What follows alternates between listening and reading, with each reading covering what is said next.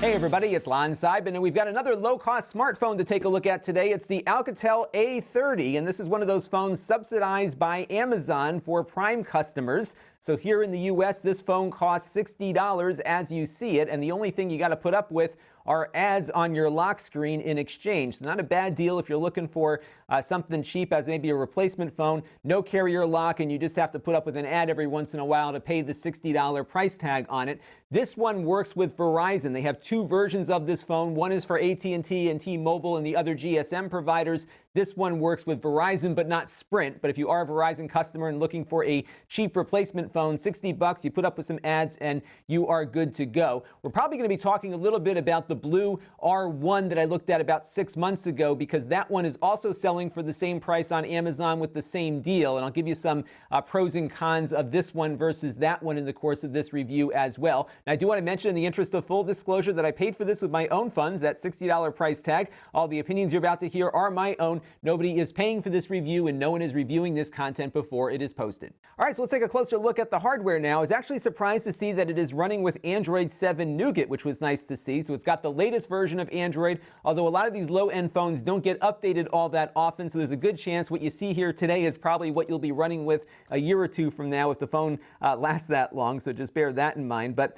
overall, its performance is decent. It's not the fastest thing out there. It's got a relatively slow Qualcomm Snapdragon 210 processor, along with 2 gigabytes of RAM and 16 gigabytes of storage. So as you're browsing around the web, you'll get adequate performance, but it won't be as fast, of course, as a more expensive phone, but good enough for browsing the web and doing email. I also found that doing things like YouTube watching and other video applications seem to work pretty nicely on here also. So I think as a media playback device, a basic one, and a basic email and web browsing tool, it should do just fine. So I think you'll get all the basic smartphone functionality out of this one. The display on here is a 5-inch 720p display, and at this size, 720p doesn't look all that bad. The pixels look very nice. It looks like almost like a Retina display you might see on more expensive phones. The display isn't as bright as I would like it to be, but I think you will be pleased with what it looks like given what you're paying for it. It has wireless built in, both for LTE on your network, whether you're using Verizon or one of the other carriers, as well as Wi-Fi. The Wi-Fi here is just the wireless end, the 2.4 gigahertz Wi-Fi. It also has Bluetooth built in, so you can attach up a headset or connect it to your car and whatnot. Now, the build quality on this one does not feel as good as the blue phone does, which again costs the same. So there's no metal backing on this. It's just a plastic cover here. It snaps off. It does feel kind of flimsy on its own, but once it's put together, it doesn't feel all that bad. But having used both of them, I do think the blue phone feels a little better in the hand. This is the Verizon version of the phone. They also have one that works on AT&T and T-Mobile. Unfortunately, they don't have one that works on both. So there is a Motorola phone on Amazon that costs about $99 that works with all carriers in the single unit. These you have to buy the one for your particular carrier, but you're not dealing with any contracts or anything like that. On the back here, you've got a spot for your SIM card, and then you also have a slot here for an SD card. So if you want to augment that 16 gigabytes of onboard storage and maybe put in some media or something on an SD card, you can stick that card in there and you're good to go. The battery is not replaceable. I have found the battery life to be decent enough. It really varies based on how close you are to your towers and all that kind of stuff, but I think if you're not taxing the phone by watching too much video or playing games or something, you can definitely get at least 8 hours of standby time out of it. You can get through a day, no problem with it. And of course, you'll discharge it with the micro USB connector here at the bottom. This is not USB Type-C, so just bear that in mind. And you do have a headphone jack on here. There are some cameras. There is an 8-megapixel camera on the back here with a flash, as well as a 5-megapixel front-facing camera. The camera quality on the back is adequate. It's okay for still photos, not the best, but good enough for getting a picture done every once in a while. The dynamic range is kind of lacking on it. I was trying to take some pictures out on a very cloudy day with some flowers, and it just was getting very dark when I was on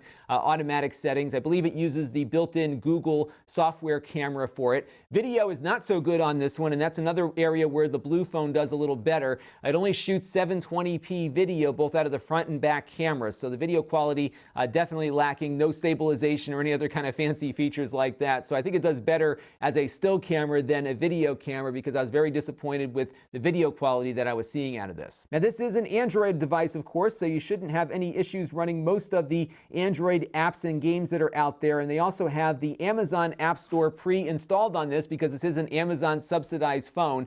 And if you are a Prime subscriber, you get a lot of free apps on Amazon that cost money on Google Play. But the nice thing is that both app stores can live together. So you can install some apps from Amazon and some from Google without any problems whatsoever. And again, that Amazon App Store is already pre-installed on here. Performance-wise, I found this phone to be a little sluggish, especially for some of the higher-end games like Grand Theft Auto Vice City here. So it does slow down when there's a lot of cars on screen, for example. This was not something I experienced as much on the Blue phone. So I think there is definitely a faster processor in the Blue alternative to this one. And I ran a benchmark, the 3D Mark Ice Storm test, which is a way of measuring on paper how fast these phones are compared to each other. And we did get a higher score on the Blue phone than we did on this one. So we got a score of 4,129 on the Alcatel versus 5,250 on the Blue. The graphics scores were pretty close, but the processing power of the Blue phone looks like it's a little more powerful, because if you look at the physics frame rate,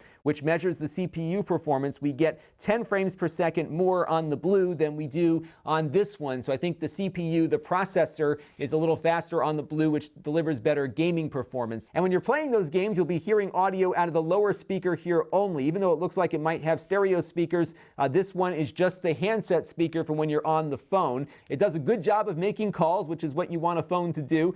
So I could hear people, they could hear me. It accomplished that goal. If you're listening to music, of course, you'll probably want to connect up some headphones or use a Bluetooth headset or something that might deliver better audio quality for music and whatnot. But by and large, it wasn't a bad experience as a telephone. Although I did notice that the vibration motor on this is very, very weak, and you might actually miss calls because you may not feel it. It really was surprising how weak it was. In fact, as I was typing on it, usually with these Android phones, you get some haptic feedback as you push down a key. I could hear it vibrating, but not feel it vibrating. I thought there was maybe something wrong with my nervous system or something initially, but it really just doesn't have that strong of a vibration motor on it. Now, the big question is this phone any better than the Blue phone that costs the same money? And I think the Blue phone of the two is better. But if you are on Verizon and that's your only option for a functional network in your area, as it is with me, because I can't get any other carrier really to work in my house but Verizon, then this is probably your best option for a inexpensive phone. So if you got a kid that is prone to losing or breaking their phones, you can get them one of these things. It'll work fine on the Verizon network and you're good to go. But if you're on one of those other networks like T-Mobile or AT&T or one of their compatible networks, I do think the Blue is a better bargain. It's faster, performs better, it's better built, and I think it is the better phone of the two. But if you're on Verizon, this is your choice, and it will, I think, work just fine for what you might be looking for at this price point. This is Lon.TV. Thanks for watching. This channel is brought to you by my Patreon supporters, including gold level supporters Mark Bollinger and Brian Miller. If you want to help the channel, you can by contributing as little as $1 a month.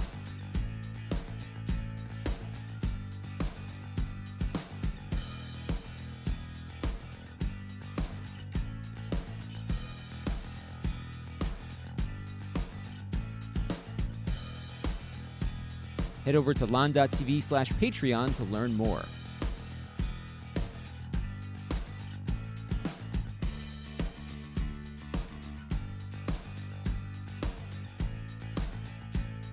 And don't forget to subscribe. Visit Lon.TV/S.